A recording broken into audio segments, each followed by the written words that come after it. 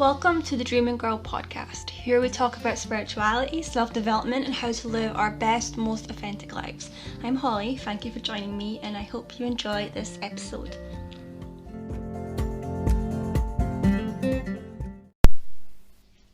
In this episode, I interview my friend Zaina, otherwise known as the AntiDiet Protagonist, as we discuss all things recovering from an eating disorder, Asperger's and anxiety. We hope you enjoy the show. How did your eating disorder and your kind of battle with it really begin for you? I think I was about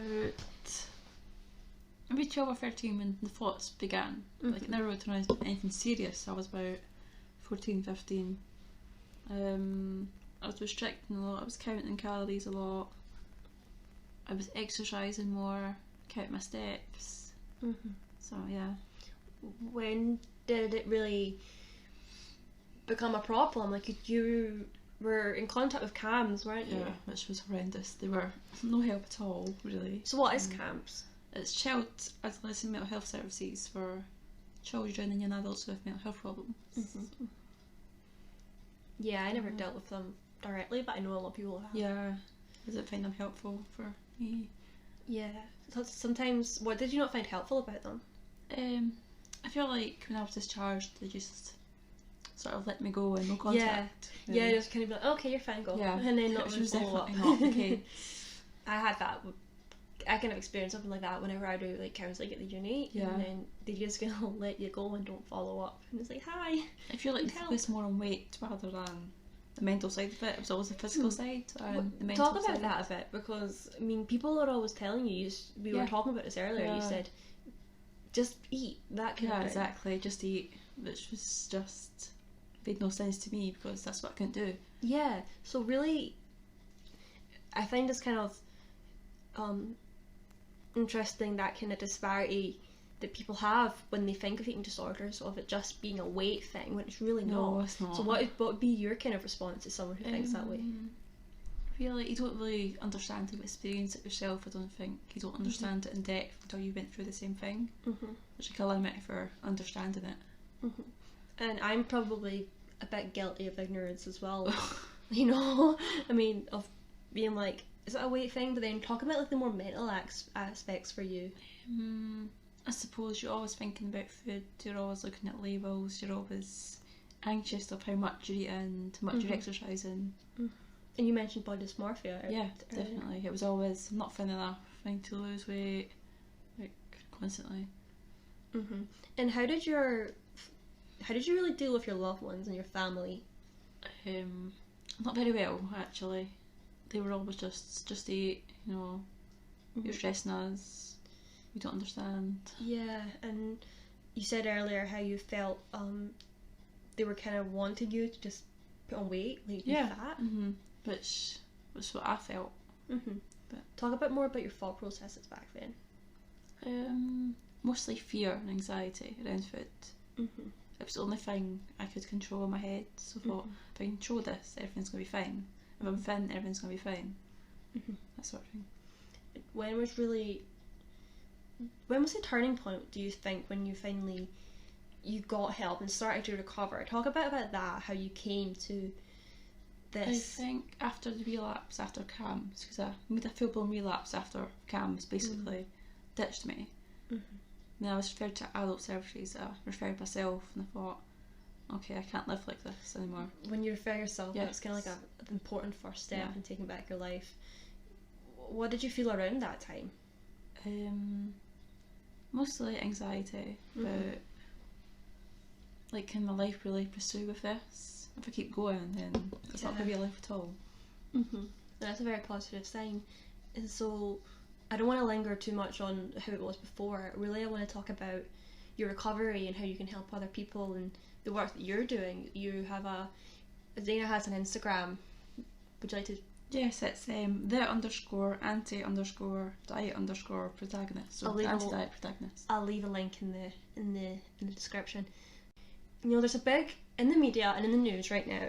I think Jamila Jamil, is that how you say it? Jamil, she's really like against it. This definitely. Idea of the diet culture. You need to eat these things and take this pill that'll make you thin. What would be really... What's your experience of that, and what do you think of it? What's your experience of it, and how do you move past those kind of destructive thought processes that go into that kind of culture? Yeah, I feel diet culture is everywhere these days. There's always people wanting to lose weight. There's also people wanting to calorie count. It's everywhere. Magazines, TV, leaflets in the door. I mean, it's January, so this is kind of like... it's the diet month. Yeah, the new year, everyone's like, got to lose those pounds. And it's very, very harmful. Yeah, it definitely is harmful, especially targeting young girls. It's awful. You have a little sister who's around about the age that you were at the time. What was kind of like... I heard you talk about this before, how your relationship with your sister was affected because of your eating disorder. Yeah, it was, definitely. Always having to finish school early for appointments. She then witnessed me not eating properly. So... And your relationship is so much better it's now. a lot better now. I try to show her that it's fine to just eat, your weight doesn't matter. Yeah. You also have been diagnosed with Asperger Syndrome. Yeah. How would you differentiate that? What is... Asperger's is a form of ASD on the autism spectrum. It can vary many different ways. Not every autistic person is the same, or... Yeah, I feel like there's such a misconception around autism.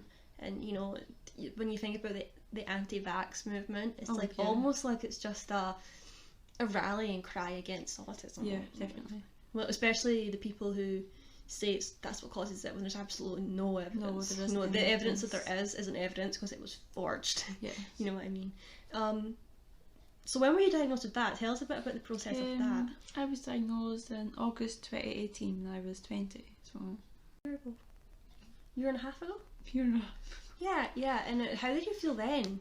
I felt in denial again with Asperger's. I didn't feel like I had it. Yeah. Until I looked back, really. And you speak a lot about denial. What advice would you give to people who are kind of going through that? Who are going through things, maybe been diagnosed with something? What would be the advice to people having someone who's gone through that denial stage?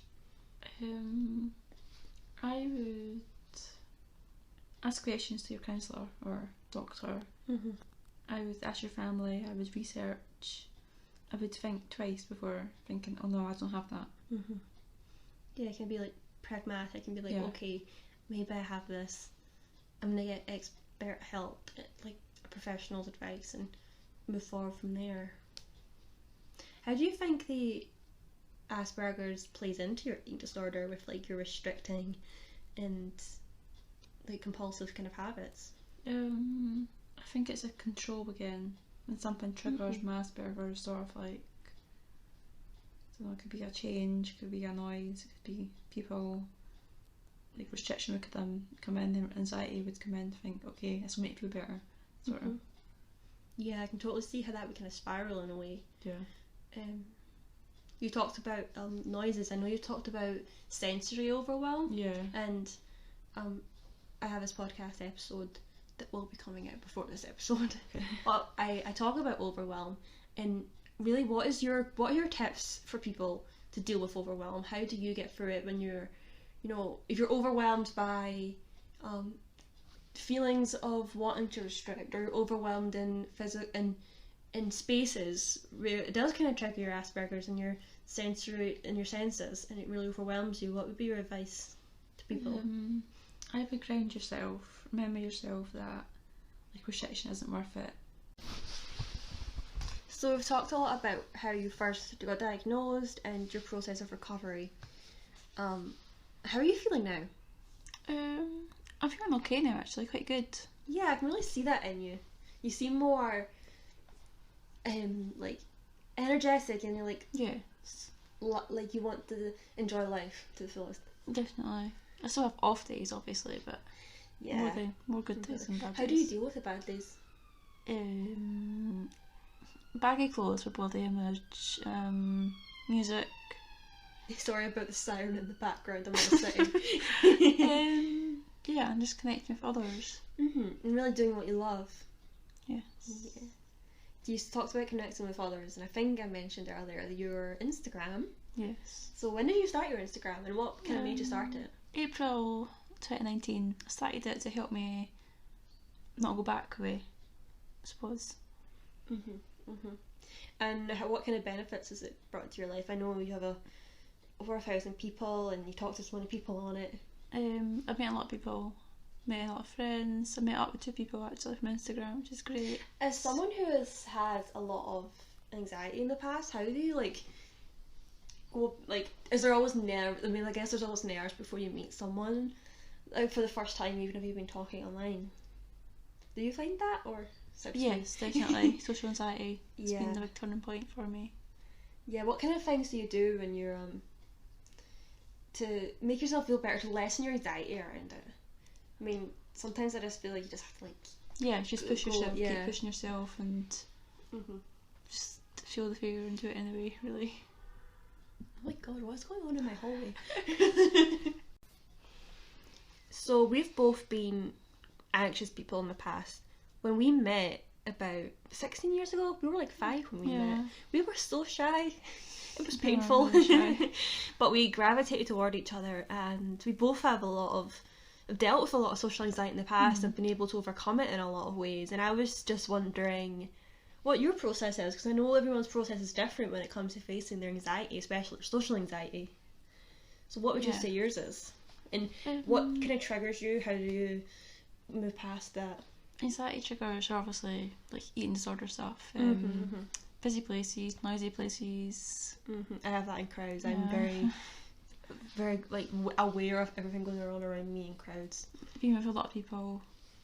I used to be very scared of coffee shops, but I've kind of plucked up the courage to do that now. I used to be terrified of trains, and I get a train problem now. Yeah, I get trained to England to my auntie, which is 6-7 hours away. Yeah, it's funny because I'm less anxious on planes than I am on. Well, I'm not anxious on trains anymore. But it's the same with buses. I can do buses very easily now. I'm the opposite. I'm always scared I'm going to get on the wrong one. But anxiety is never rational, isn't it? Yeah. So obviously you are on Instagram. I've mentioned it a couple of times now. And it's so easy. I've heard you talk about this before, about comparing yourself to everyone out there. And how do you stay healthy as someone recovering from an eating disorder in the social media age, when it's so easy to compare yourself to everyone else on the planet?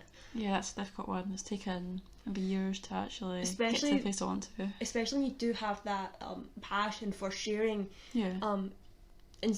information on Instagram and really trying to inspire other people. I think talking about it really helps. It helps a lot, talking to others about how you feel, or talking online about how you feel and sharing your experience. A lot of people, so many of us don't talk about our issues with anxiety or with eating disorders or Asperger's, but it's so important because then people, I think, really realise, it's actually safe to talk about it, and we should talk about it so we can help each other heal and live life to the fullest. The amount of messages I get saying, you really helped me, really helped as well. Knowing they help other people helps me. That's the best thing. Yeah. And I imagine you have a lot of people blocked, and I know there is. Unfortunately there's a lot of social media accounts out there that are about restricting and are about you get the pro-Anna stuff and all the rubbish. It's absolutely insane. And I guess it's just really, even when you're in the triggering stage of it, avoiding that kind of thing. Just avoid all triggers, avoid all really having that willpower to not look at that and try not to compare yourself. I hope you enjoyed this episode. I'm going to leave all the links to Zaina's Instagram and her blog in the description, so don't forget to check them out and show her some support. See you next time.